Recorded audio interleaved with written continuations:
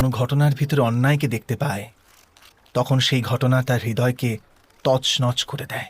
সমস্ত জগৎকে সে নিজের শত্রুরূপে জ্ঞান করতে থাকে। আর এটা তো যোগ্য কথা। বাস্তবিক সংসারে যে কোনো রকমের অন্যায় ব্যক্তির আস্থা আর বিশ্বাসের বিনাশ করে। কিন্তু এই ন্যায় কাকে বলে?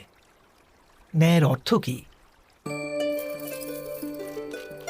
অন্যায় যে করেছে সে যদি অনুতপ্ত হয়, আর যার উপর অন্যায় হয়েছে তার মনে যদি আবার বিশ্বাস জাগে সমাজের প্রতি, তাকেই তো ন্যায় বলে। কিন্তু যার হৃদয়ে ধৈর্যের স্থান নেই, সে ন্যায়ের পথ ছেড়ে দ্বন্দ্ব আর প্রতিশোধের পথ বেছে নেয়। হিংসার বদলে প্রতিহিংসার ভাবনা নিয়ে সে এগিয়ে যায়। স্বয়ং যা পীড়া ভোগ করেছে তার চেয়ে অধিক পীড়া অপরকে দেবার প্রয়াস করে। আর এই পথে চলতে গিয়ে অন্যায় যার উপর হয়েছে সেই স্বয়ং অন্যায় করে ফেলে। শীঘ্র সে অপরাধী হয়ে যায়। অর্থাৎ ন্যায় আর প্রতিশোধের মধ্যে খুব ক্ষুদ্র ফারাক থাকে, আর সেই ফারাকের নামই হল ধর্ম। এটা কি সত্য নয়?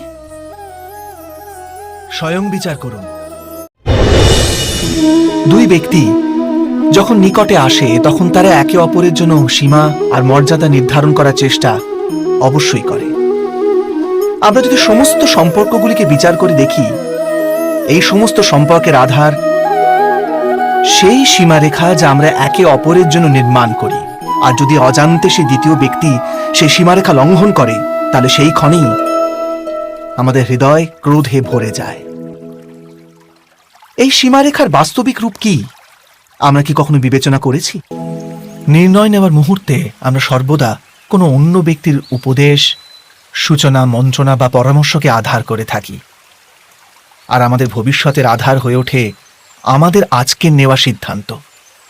তাহলে কি আমাদের ভবিষ্যৎ অন্য ব্যক্তির পরামর্শ, কোনো অন্য ব্যক্তির দেওয়া পরামর্শ দিয়ে থাকে? মন্দিরে দাঁড়ানো ভক্ত বলে দান করা উচিত, আর চোর বলে যদি সুযোগ পাওয়া যায় ওই মূর্তির গয়না চুরি করা উচিত। ধার্মিক হৃদয় ধার্মিক উপদেশ দিয়ে থাকে, আর অধর্ম ভরা হৃদয় অধার্মিক পরামর্শ দেয়। এই ধর্মময় উপদেশ পরামর্শ স্বীকার করলে মানুষ সুখের দিকে যায়। কিন্তু এইরকম পরামর্শ স্বীকার করা তখনই সম্ভব হয় যখন হৃদয়ে ধর্ম থাকে। অর্থাৎ কোনো অন্য ব্যক্তির উপদেশ বা পরামর্শ স্বীকার করার আগে স্বয়ং নিজের হৃদয়ে ধর্মকে স্থাপন করা কি অনেক বেশি জরুরি নয়?